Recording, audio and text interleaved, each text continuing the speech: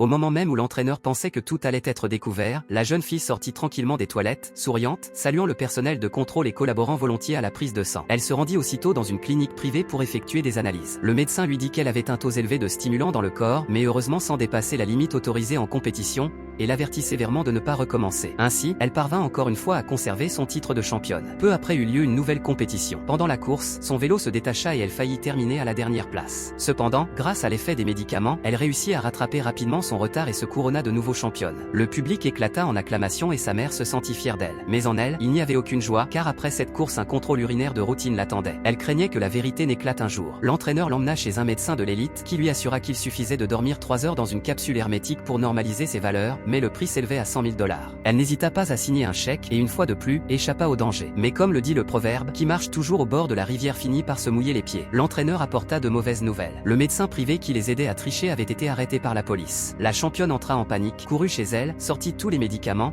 et avec l'entraîneur, détruisit l'épreuve. Le pire arriva lorsque le gouvernement fédéral l'informa qu'en raison des soupçons, sa licence professionnelle risquait de ne pas être renouvelée. À ce moment-là, elle était remplie d'angoisse, mais personne autour d'elle ne pouvait la réconforter. Elle ne pouvait qu'avaler seule ses émotions. En réalité, dans ces situations, il existe d'autres moyens de soulager la frustration, comme ces personnes prêtes à écouter tes pensées sans juger, à qui tu peux exprimer tes émotions sans peur et qui t'offrent soutien et encouragement.